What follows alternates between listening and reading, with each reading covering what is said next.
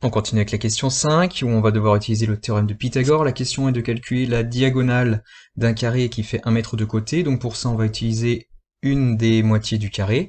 Ici, donc un triangle rectangle, puisque c'est un carré. C'est réglé, on peut donc utiliser le théorème de Pythagore. Vous n'oubliez pas de citer, d'après le théorème de Pythagore, eh bien l'hypoténuse au carré est égale à la somme des carrés des deux autres côtés. Ensuite, vous remplacez par les valeurs. BD au carré égale 1 au carré plus 1 au carré. 1 au carré, qu'est-ce que ça fait? Ça fait 1 fois 1, donc ça fait 1. Plus, encore une fois, 1. Ce qui veut dire que BD carré, ça fait 2. Pour se débarrasser du carré, on utilise la racine carrée. Par contre, elle apparaît aussi de l'autre côté, puisque tout ce qu'on fait d'un côté, on le fait également de l'autre côté. Elle a pour but de nous enlever donc le carré, et ça fait donc BD égale racine de 2, ce qui fait environ 1,41. Et on n'oublie pas qu'on est en mètres. Je demandais au centimètre près.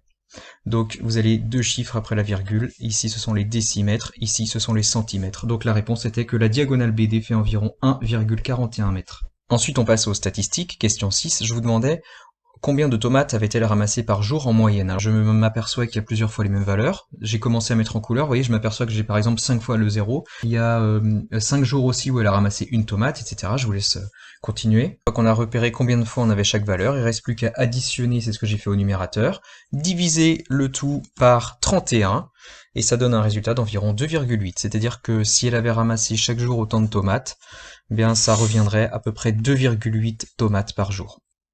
Calculer la médiane de cette série, de cette liste. Alors, première chose à savoir, c'est que la médiane, c'est une valeur qui va séparer la liste en deux catégories. 50% des valeurs seront inférieures à elle et 50% supérieures à elle. Supérieures ou égales.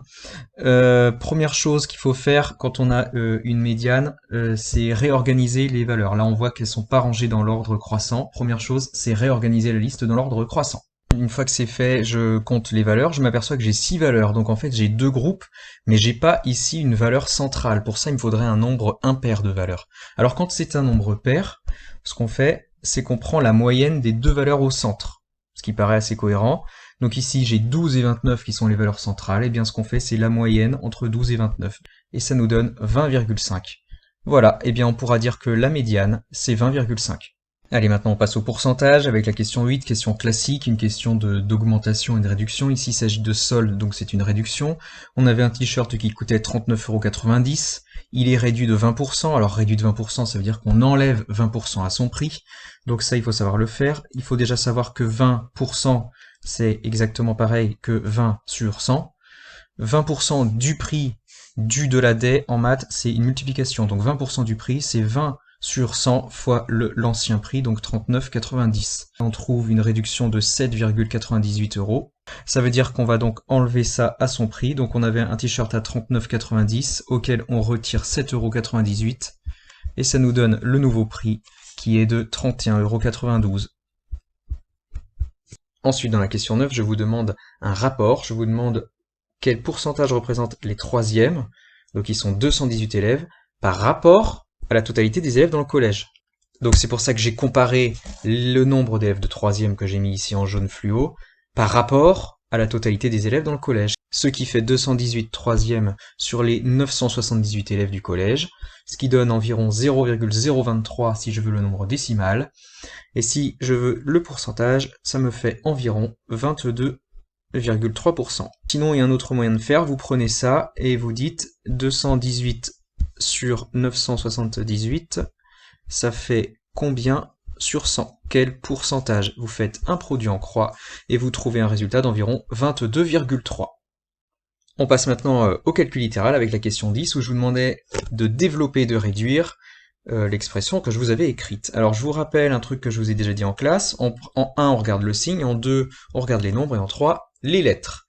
C'est parti, vous vous souvenez? Donc là, il s'agit en fait d'un double développement, c'est-à-dire qu'on va distribuer ça, il s'agit d'une multiplication entre les deux parenthèses, et ensuite on va distribuer le moins 3 à l'ensemble, et c'est parti. On va commencer par distribuer le 2x à chacun des membres présents dans l'autre parenthèse. Ici au niveau du signe, c'est positif, au niveau des nombres, on fait 2, et au niveau des lettres, x fois x on note ça en maths, x au carré. Ensuite, le 2x, on le distribue au moins 5 qui est là. Et oui, je prends tout, le nombre avec son signe. Donc là, le résultat sera négatif. 5 fois 2, 10, et au niveau des lettres, ça fait simplement x. Ensuite, on prend le moins 3 que l'on distribue au x, ce qui va nous donner moins 3x, et ensuite, le moins 3, on le distribue au moins 5, ce qui nous donne plus 15. Ensuite, on rassemble par catégorie. Au niveau des x carrés, eh bien, j'ai rien d'autre que ça, donc ça fait moins 2x carré. Au niveau des x, j'ai moins 10x et encore moins 3x, ce qui va me faire moins 13x. Et puis ensuite viennent les nombres constants. Ici, je n'ai que 15, donc plus 15. Voilà la forme développée réduite de l'expression. Question 11, où je vous demande de factoriser. Factoriser veut dire que on va transformer cette soustraction, et oui, il s'agit bien d'une soustraction, j'ai un bloc moins un bloc, en une multiplication. Alors pour ça, on repère le facteur commun, et ici, je repère que j'ai ça en commun, à droite et à gauche de la soustraction, le 7 moins 5x. Cela signifie qu'il a été distribué. Distribué à qui? Au bloc que je mets en vert, et au bloc que je mets ici en bleu. Donc on fait ici l'exact contraire d'une distribution, c'est-à-dire qu'on va récupérer ce qui a été distribué. C'était 7 moins 5x qui a été distribué à qui? Alors là je préfère mettre des crochets et des parenthèses parce que je me méfie, il y a un moins, et le moins je sais que ça change les signes de tout ce qui suit. Donc voilà. Là regardez, on se retrouve bien avec le 7 moins 5x qui, si on le distribue, va être multiplié par ce bloc vert, et ensuite, auquel on devra retirer, parce qu'on a un moins ici, le bloc jaune au bloc bleu. Donc on se retrouvera exactement dans ce qu'on avait au début. Donc on peut faire quelque chose, non pas dans la première parenthèse, parce que je peux pas rassembler le 7 avec le 5, évidemment, ce sont 5x.